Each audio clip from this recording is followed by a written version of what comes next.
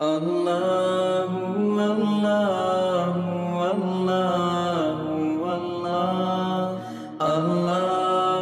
اللہ اللہ اللہ۔ اس کا ارادہ کر لے، پورا مجمع ارادہ کر لے کہ کچھ نہیں تو کچھ نہیں۔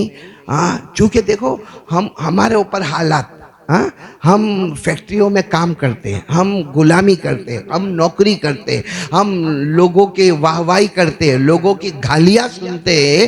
میرے دوستو، اس کی وجہ یہ ہے کہ دو چیز ہمارے پاس آئے، اللہ کہتے تیری زندگی میں انقلاب لاؤں گا، ساری ذلتوں سے اٹھا کر عزتوں کا بادشاہ بنا دوں گا۔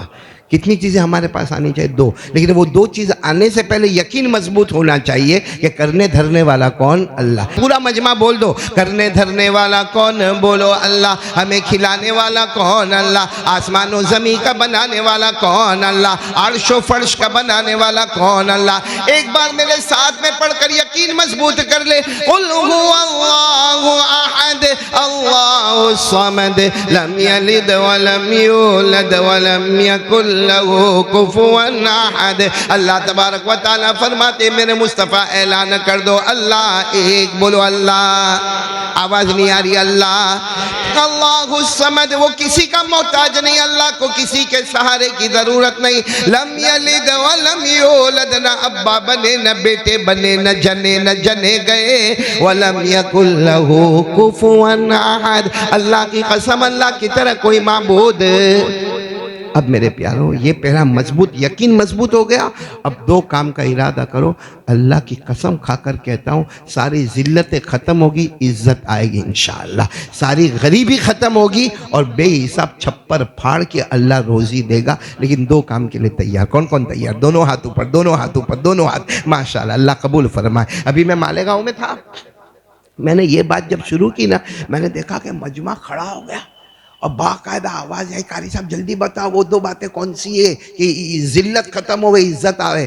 یہاں میں نے آپ لوگوں کو بھی دیکھا، آپ کا شوق بھی دیکھا، کچھ لوگ پیچھے سے یوں ہاتھ اٹھا رہے ہیں جیسے میرے اوپر احسان کرتا ہوئے کوئی۔ دو کام کے لیے تیار؟ کون کون تیار ہے؟ پھر ایک مرتبہ دونوں ہاتھ اوپر کر کے بولے، بولو بولو، کریں گے انشاءاللہ۔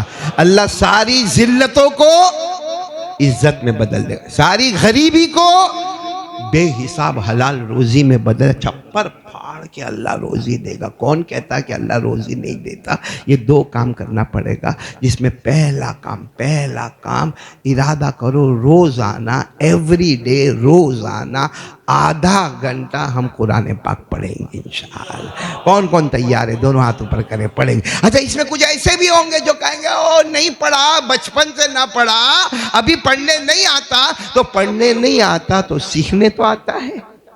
10 منٹ سیکھ لے، 20 منٹ پھر اس کو مذاکرہ کر لے، دھیرے دھیرے دھیرے دھیرے تیرا نام قیامت میں ان لوگوں میں ہوگا جو قرآن کی حفاظت کرنے والے تھے۔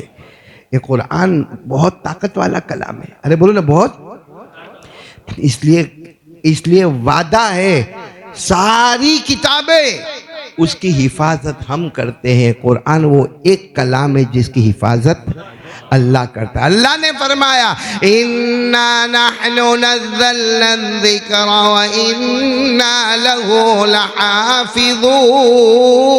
ہمارے آقا محمد رسول اللہ صلی اللہ علیہ وسلم نے جب ہمارے نبی کو یہ حکم دیا گیا کہ وہ کعبہ ہے اور بڑے بڑے شاعر آتے ہیں، اپنا شعر آ کر کعبے پہ لکھ کے جاتے ہیں، کوئی شعر لکھ کر جاتا ہے اور پورا کعبہ واہ واہ کرتا ہے، واہ واہ واہ واہ واہ واہ کیا ہوا۔ کسی نے آ کر ہمارے نبی کو کہا آپ بھی اپنا قرآن کعبے پر لکھے تاکہ پتہ چلے کہ وہ عرب کا شاعر اچھا لکھتا ہے یا آپ کا قرآن زیادہ اچھا۔ ہمارے نبی نے فرمایا نہیں، جب تک میرے اللہ کا حکم نہیں آئے گا میں ایسا کوئی کام نہیں کروں گا۔ کچھ دیر بعد حضرت جبرائیل علیہ السلام آئے، ایک چھوٹی سی سورت لے کر آئے جو کہنے میں چھوٹی ہے لیکن ہے بہت بڑی فائدے والی سورت، اور اللہ کا حکم آیا کعبے پر اس کو لگا دیا جائے، کعبے پر اس کو رکھ دیا جائے۔ کون سی سورت پڑھو؟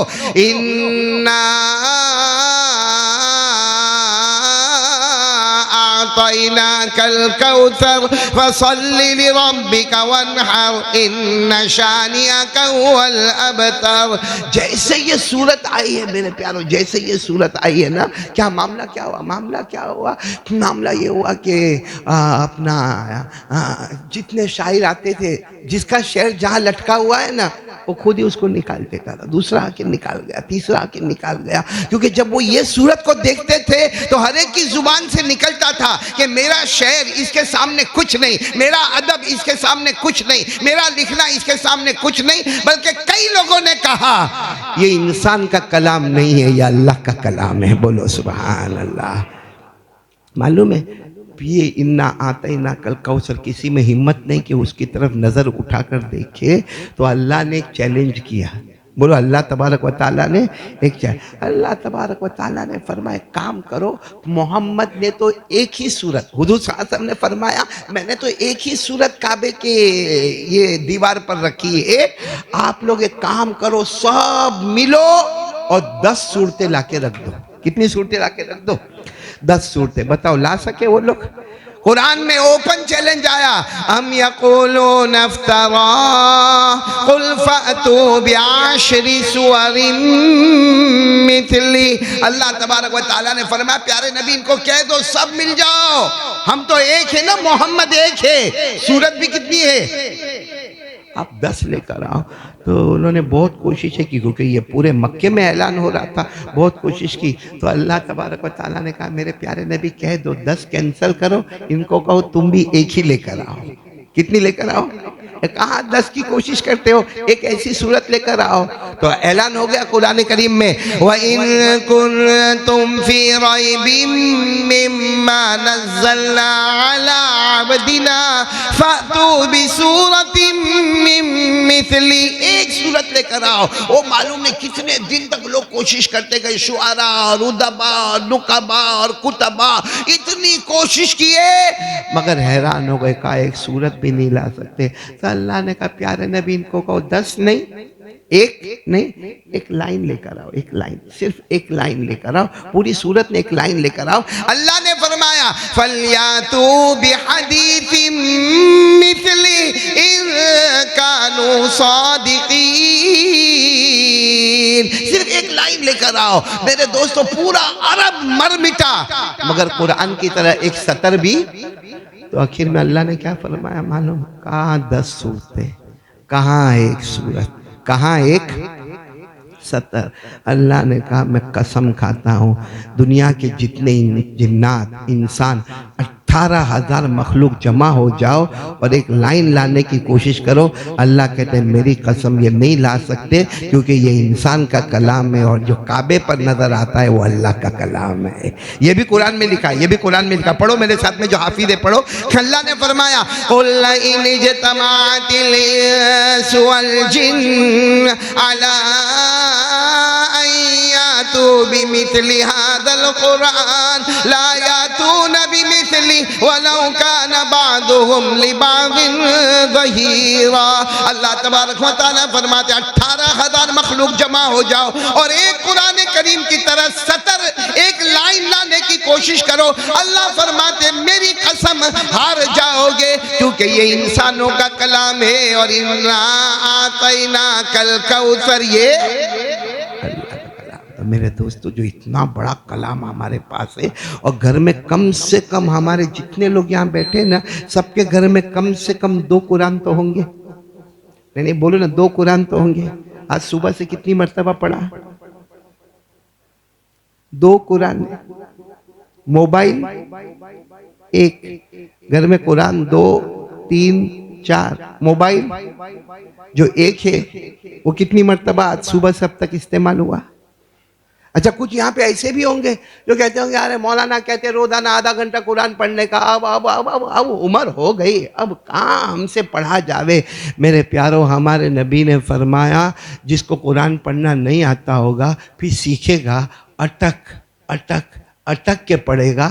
ہمارے نبی فرماتے اللہ کو اتنا پیار آتا ہے, اللہ کہتے تیرے کو ڈبل ثواب دوں گا, پڑھنے کا بھی دوں گا, جو اٹکتا ہے اس کا بھی ثواب عطا کروں گا. ہمارے نبی نے فرمایا قال رسول اللہ صلی اللہ علیہ وسلم الذي يقرأ القرآن ويتتعتع به فله اجران.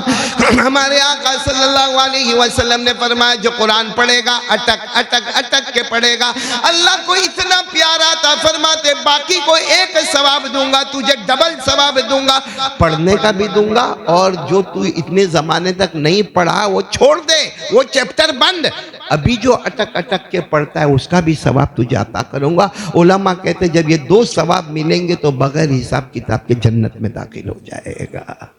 یہ میرے دوستو کون کون تیار ہے؟ اچھا, اور ایک بات بتاؤں آپ کو, جو قرآن پڑھے گا نا, قرآن پڑھے گا نا, ہاں وہ تو ہے کہ حالات اچھے ہوں گے, اللہ ذلتوں کو عزت میں بدلے گا, اللہ غریبی کو امیری میں بدلے گا. بولو انشاءاللہ. سب سے بڑی بات ہے اللہ دشمنوں سے ہماری حفاظت کرے گا.